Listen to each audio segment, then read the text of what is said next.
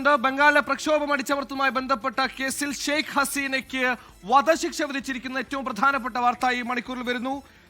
ഈ കേസിൽ ബംഗ്ലാദേശിലെ സർക്കാർ വിരുദ്ധ കലാപം അടിച്ചമർത്തിയതുമായി ബന്ധപ്പെട്ട് അവിടെ പ്രോസിക്യൂഷൻ തുടരുകയായിരുന്നു. ഈ പ്രോസിക്യൂഷനിൽ ഇപ്പോൾ വിചാരണ പൂർത്തിയാക്കി വിധി വന്നിരിക്കുന്നു. ബംഗ്ലാദേശ് മുൻ പ്രധാനമന്ത്രി ഷെയ്ഖ് ഹസീനയ്ക്ക് വധശിക്ഷ വിധിച്ചിരിക്കുന്ന ഏറ്റവും പ്രധാനപ്പെട്ട വാർത്ത.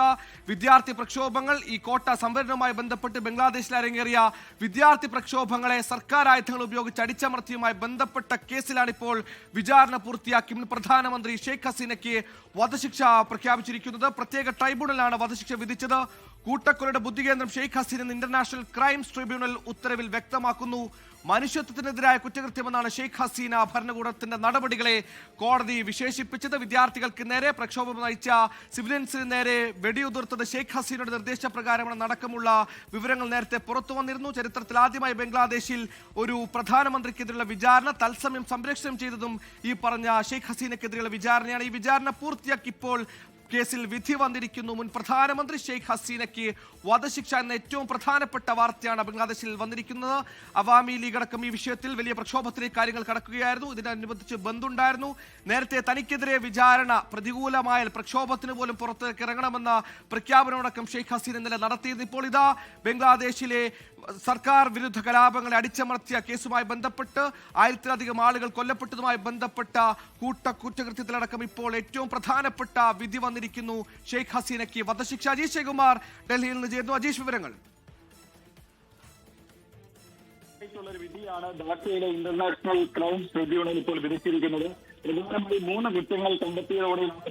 പ്രധാനമായി മൂന്ന് കുറ്റങ്ങൾ കണ്ടെത്തിയതോടെയാണ് ഷെയ്ഖ് ഹസീന, ബംഗ്ലാദേശിന്റെ മുൻ പ്രധാനമന്ത്രി ഷെയ്ഖ് ഹസീനയ്ക്ക് വധശിക്ഷ വിധിച്ചത്. അതിൽ ഏറ്റവും പ്രധാനപ്പെട്ടത് മനുഷ്യത്വത്തിനെതിരായ കുറ്റകൃത്യം. അത് ബംഗ്ലാദേശ് നിയമപ്രകാരമുള്ള ഒരു കുറ്റകൃത്യം. ആ കുറ്റകൃത്യം തെളിഞ്ഞിരിക്കുന്നു. അതിനാലാണ് വധശിക്ഷ വിധിച്ചിരിക്കുന്നത് എന്നാണ്.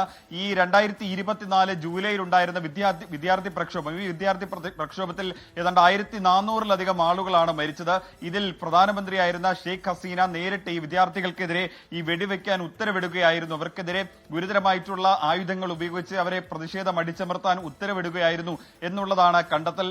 അതിനെ പ്രോസിക്യൂഷൻ വാദിച്ചത് ഇത്തരത്തിൽ ഹീനമായ ഒരു കൃത്യം നടത്താൻ ഉത്തരവിട്ട മുൻ പ്രധാനമന്ത്രിക്ക് പരമാവധി ശിക്ഷ തന്നെ നൽകണമെന്നായിരുന്നു പ്രോസിക്യൂഷൻ വാദിച്ചത്. ഈ വാദങ്ങൾ അംഗീകരിച്ചുകൊണ്ടാണ് 1000-ലധികം വരുന്ന പേജ് തെളിവുകളുള്ള കുറ്റപത്രം അംഗീകരിച്ചുകൊണ്ടാണ് ഇപ്പോൾ മുൻ പ്രധാനമന്ത്രി ഷെയ്ഖ് ഹസീനയെ വധശിക്ഷയ്ക്ക് വിധിച്ചിരിക്കുന്നത്. മാത്രമല്ല മാരകമായിട്ടുള്ള ആയുധങ്ങൾ ഉപയോഗിച്ച് പ്രതിഷേധത്തെ അടിച്ചമർത്താൻ ഉത്തരവിട്ടു. മാത്രമല്ല വിദ്യാർത്ഥികളെ കൊല്ലുന്നതിലടക്കം, സുരക്ഷാ സേന വെടിവെച്ച് കൊല്ലുന്നതിലടക്കം അതിൽ ഈ പ്രധാനമന്ത്രിയായിരുന്ന ഷെയ്ഖ് ഹസീനയ്ക്ക് വ്യക്തമായിട്ടുള്ള അറിവുണ്ടായിരുന്നു തുടങ്ങിയതായിരുന്നു പ്രോസിക്യൂഷൻ വാദിച്ചത്. ഈ വാദങ്ങളെല്ലാം അംഗീകരിച്ചുകൊണ്ടാണ് ഇപ്പോൾ ഇന്റർനാഷണൽ ക്രൈംസ് ട്രിബ്യൂണൽ ഷെയ്ഖ് ഹസീനയെ വധശിക്ഷയ്ക്ക് വിധിച്ചിരിക്കുന്നത്. ഷെയ്ഖ് ഹസീനയെ കൂടാതെ തന്നെ അന്നത്തെ ആഭ്യന്തരമന്ത്രിയായിട്ടുള്ള അസദുസ്മാൻ ഖാൻ കമാൽ, മുൻ IGP ചൗധരി അബ്ദുള്ള അൽ മാമുൻ അടക്കമുള്ളവർക്കെതിരെയാണ് ഇപ്പോൾ കോടതി ശിക്ഷ വിധിച്ചിരിക്കുന്നത്. എന്തായാലും ഈ വലിയ പ്രതിഷേധം തന്നെയാണ് ഈ നവംബർ 10 ശേഷം ഈ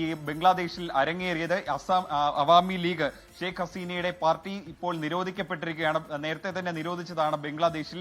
ഇതിന് പിന്നാലെ ഈ വിധി വരുന്നതിന് മുന്നേ തന്നെ ഈ പ്രതിഷേധം നടത്താൻ നേരത്തെ ഇന്ത്യയിൽ ഒളിവിൽ കഴിയുന്ന ഷെയ്ഖ് ഹസീന ആഹ്വാനം ചെയ്തിരുന്നു. ഇതിന് പിന്നാലെ നവംബർ 10 ശേഷം ബംഗ്ലാദേശിൽ വ്യാപകമായിട്ടുള്ള അക്രമ സംഭവങ്ങൾ അരങ്ങേറിയിരുന്നു. ഇടക്കാല പ്രധാനമന്ത്രിയായിട്ടുള്ള മുഹമ്മദ് യൂനസിന്റെ സ്ഥാപിച്ച ഗ്രാമീൺ ബാങ്ക് അടക്കം പല സ്ഥലങ്ങളിലും ആക്രമിക്കപ്പെട്ടു, തീയിട്ടു, പൊതു സ്ഥാപനങ്ങൾ ആക്രമിക്കപ്പെട്ടു. അങ്ങനെ വലിയ ലഹള തന്നെ രാജ്യത്തിന്റെ പല ഭാഗത്തും അരങ്ങേറുന്നുണ്ടായിരുന്നു. കൂടാതെ ഈ അവാമി ലീഗിന് വലിയ സ്വാധീനമുള്ള മേഖലകളിലൊക്കെ തന്നെ വലിയ പ്രതിഷേധം, വലിയ അക്രമ സംഭവങ്ങളും അരങ്ങേറി. ഈ വിധിയുടെ പശ്ചാത്തലത്തിൽ ബംഗ്ലാദേശിൽ മുഴുവനായിട്ട് തന്നെ കനത്ത സുരക്ഷയായിരുന്നു ഏർപ്പെടുത്തിയത്. പ്രത്യേകിച്ച് ഈ വധശിക്ഷ കൂടി വിധിച്ച ഒരു പശ്ചാത്തലത്തിൽ വലിയൊരു കലാപത്തിന് സാധ്യതയുണ്ടെന്നാണ് ഇന്റലിജൻസ് റിപ്പോർട്ട്. അതുകൊണ്ട് തന്നെ എല്ലാവിധ സുരക്ഷാ സേനകളെയും സൈന്യത്തെയും ഉപയോഗിച്ച് തന്നെ അതിനെ അടിച്ചമർത്താനുള്ള ഒരു ശ്രമത്തിലാണ് ഇടക്കാല ഭരണകൂടം ഇപ്പോൾ ഉള്ളത്. എന്തായാലും 2024 ജൂലൈയിലാണ് വിദ്യാർത്ഥി പ്രക്ഷോഭം. അവിടുത്തെ സർക്കാർ ജോലിയിലെ കോട്ടയുമായി ബന്ധപ്പെട്ട് ഉയർന്നു വന്ന വിദ്യാർത്ഥി പ്രക്ഷോഭം. ആ പ്രക്ഷോഭത്തിൽ 1400-ലധികം പേർക്ക് ജീവൻ നഷ്ടപ്പെട്ടുവെന്നുമാണ് കണക്കുകൾ. ഈ 1400-ലധികം പേർക്ക് ജീവൻ നഷ്ടപ്പെടാൻ ഉണ്ടായതിന്റെ പ്രധാനപ്പെട്ട കാരണക്കാരം അധികാരത്തിൽ തുടരാൻ പ്രധാനമന്ത്രിയായിട്ടുള്ള ഷെയ്ഖ് ഹസീനയുടെ അത്യാഗ്രഹം മൂലമാണ് എന്നാണ് പ്രധാനമായും പ്രതിപക്ഷമടക്കമുള്ളവർ പറഞ്ഞുകൊണ്ടിരുന്നത്. അതിനുവേണ്ടി അവർ സുരക്ഷാ സേനകളെ ഉപയോഗിച്ച് ഈ പ്രതിഷേധക്കാരെ അടിച്ചമർത്തുകയും കൊല്ലുകയും ചെയ്തു എന്നുള്ളതാണ് പ്രധാനപ്പെട്ട വാദം. ഈ വാദങ്ങളൊക്കെ അംഗീകരിച്ചുകൊണ്ടാണ് ഇപ്പോൾ കോടതി ശിക്ഷ വിധിച്ചിട്ടുള്ളത്.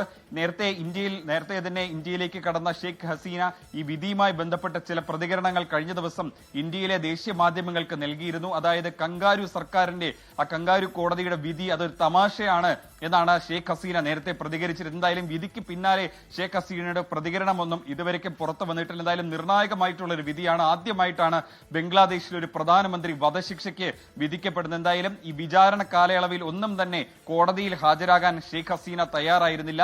ഈ പ്രതി ഹാജരാകാതെയാണ് ഇക്കാലം അത്രയും ഈ മാസങ്ങൾ അത്രയും നീണ്ട വിചാരണ നടന്നത്. മാത്രമല്ല 1000-ലധികം പേജുള്ള കുറ്റപത്രമാണ് അന്വേഷണ ഉദ്യോഗസ്ഥർ കോടതിയിൽ സമർപ്പിച്ചത്. ഇതിൽ പറയുന്ന പ്രധാനപ്പെട്ട കുറ്റകൃത്യമെല്ലാം തെളിയിക്കാൻ പ്രോസിക്യൂഷനായി എന്നുള്ളതാണ് ഈ വിധിയിലേക്ക് നയിച്ചതിന്റെ പ്രധാനപ്പെട്ട കാരണം. എന്തായാലും പരമാവധി ശിക്ഷ തന്നെ നൽകണമെന്നായിരുന്നു പ്രോസിക്യൂഷൻ ഈ സമയത്ത് ആവശ്യപ്പെട്ടിരുന്നത്. അത് തന്നെ കിട്ടിയിരിക്കുകയാണ്. ബംഗ്ലാദേശിൽ ആദ്യമായിട്ട് ഒരു പ്രധാനമന്ത്രി 15 വർഷക്കാലം പ്രധാനമന്ത്രി പദത്തിലിരുന്ന ഒരു വനിതയ്ക്ക് ഇപ്പോൾ വധശിക്ഷ വിധിക്കപ്പെട്ടിരിക്കുന്നു.